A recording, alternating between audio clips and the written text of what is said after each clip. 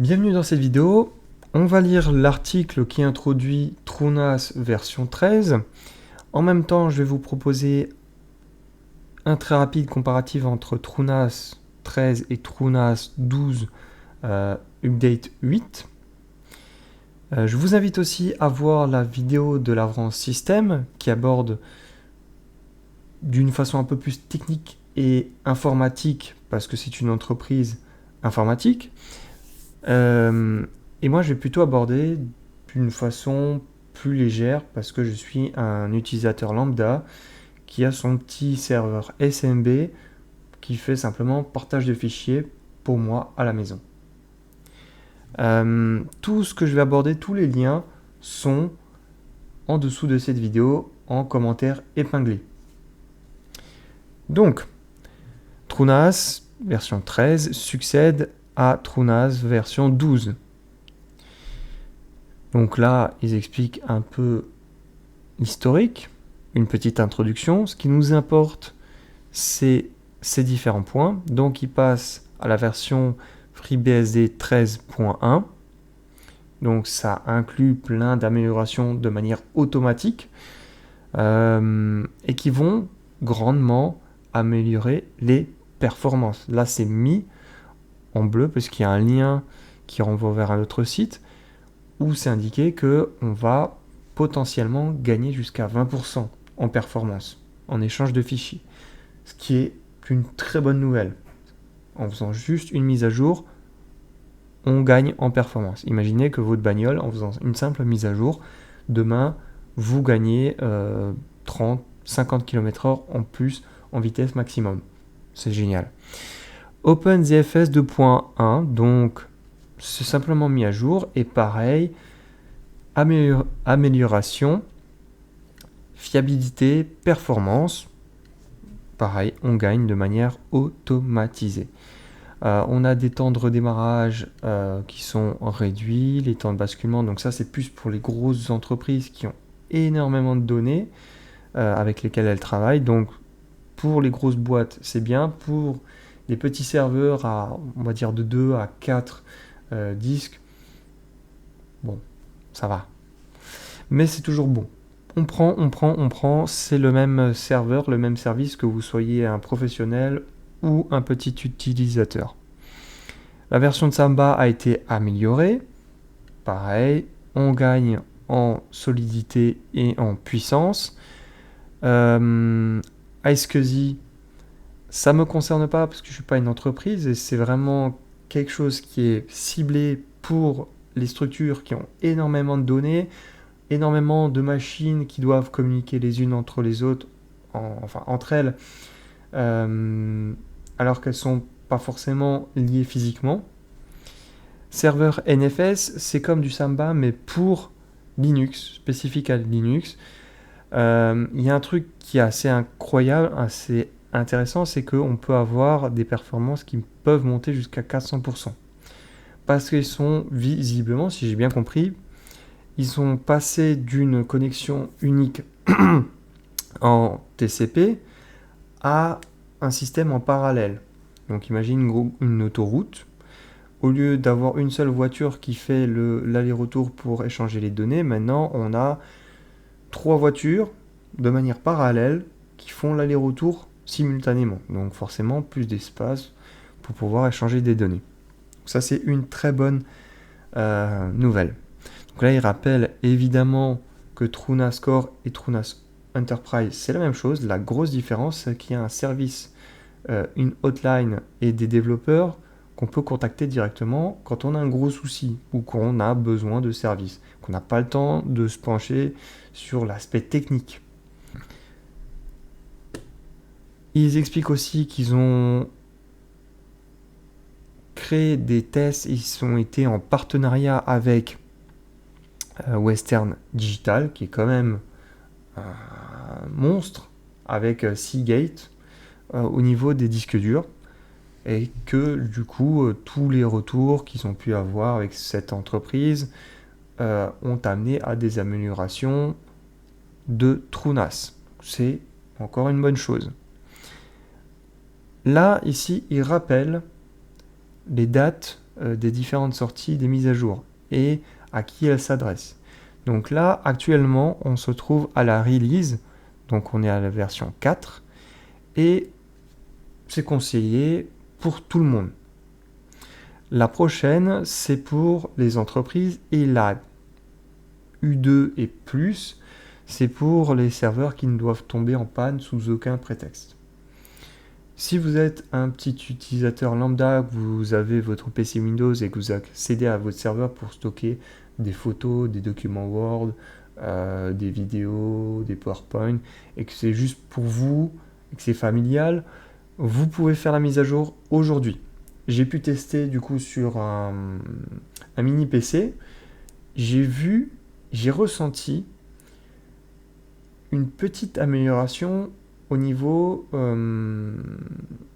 du responsive, de la réactivité. Voilà. J'ai le mot en anglais, mais j'ai pas le mot en français. De la réactivité au niveau de l'interface. Quand on est sur notre interface, et là vous le voyez, quand je clique sur un élément, on va prendre un truc comme celui-là, vous voyez qu'il y a un temps de chargement sur la page. Les éléments ne s'affichent pas immédiatement. Et j'ai eu cette sensation d'avoir un serveur et une interface qui est beaucoup plus responsive. Mais j'ai pas fait de test pour voir vraiment des graphiques si objectivement c'est le cas. Mais c'est l'impression que j'en ai eu. Donc, interface encore plus responsive, plus réactive, à voir, à tester sur le long terme. On a une documentation. Évidemment, donc ça je vous conseille de la consulter quand vous avez besoin d'éléments techniques, qui est de jour en jour meilleur. Blablabla. Il rappelle qu'il y a TrueNAS Scale, même si l'interface est quasiment identique, les fondements sont vraiment très différents. Et l'usage en est aussi tout différent. Et il rappelle évidemment que c'est pas parce qu'il y a Squale qui a débarqué que TrueNAS Core, que vous utilisez sans doute, va finir par disparaître. TrueNAS Core, c'est de la puissance à l'état brut, c'est de la vitesse, de la réactivité. TrueNAS Scale, c'est plus pour des applications, de la virtualisation, et on ne cherche pas forcément de la puissance à l'état brut, mais ce qu'on veut, c'est pouvoir construire tout un système, et que la performance n'est pas un des facteurs décisifs, ou du moins premier. Et il rappelle et il répète à chaque fois que ça reste gratuit. Il n'y a pas tout d'un coup une version qui devient payante. Donc, le lien de cet article en anglais se trouve en top commentaire.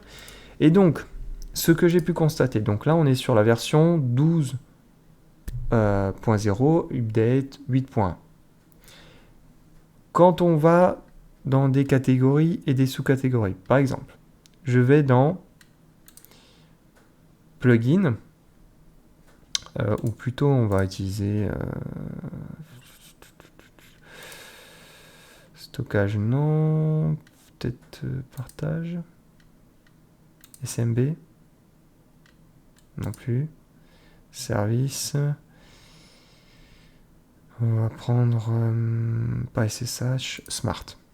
Vous voyez que là, il y a service / Smart, un peu comme ce qu'on a dans Windows avec les dossiers, les sous-dossiers. Ce qui n'est pas évident parce que ça ne saute pas aux yeux, c'est qu'en fait on peut revenir en arrière pour cliquer.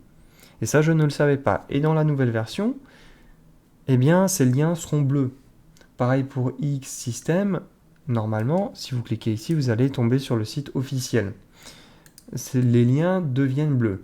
Il y a plein de petites améliorations de logique et de confort d'utilisation qui ont été amenées. Mais je vous garantis que l'interface telle que vous la connaissez ici à gauche, qui est vraiment différente à ce qu'on trouve dans Squale, reste.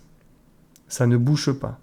Du moins pour cette version 13, je pense qu'ils n'ont pas encore fusionné les deux interfaces. Ils vont pour le moment garder les deux interfaces bien distinctes, parce que l'usage et le public n'est pas le même. Peut-être que dans la version 14, ils vont faire une fusion des deux pour arrêter d'avoir une différence et justement pour que ça soit plus facile de passer de version Core à version Squell ou inversement, selon les usages, et pour que ça soit plus fluide quand une entreprise d'informatique utilise soit les deux ou alors fournit Core et Squell à des clients différents, puissent s'y retrouver.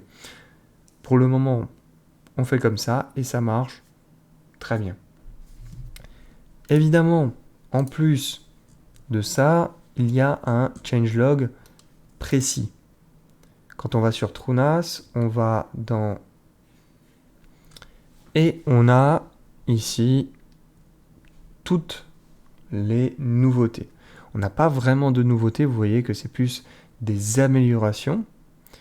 On en a quelques-unes, mais qui ne sont pas monstrueuses. On a une amélioration importante, visiblement. Mais ça reste globalement que des améliorations. On a réduit les bugs, mais ce qui n'apparaît pas forcément ici, ce qu'il faut se rappeler, ce qu'on a lu dans l'article, c'est qu'ils ont récupéré FreeBSD 13.1. Et donc, du coup, toutes les améliorations qui sont inhérentes à ce système d'exploitation ne sont pas présentes sur ce changelog. Donc, en réalité, la liste est énormément plus longue. Mais ce qui est spécifique à FreeBSD n'apparaîtra pas ici.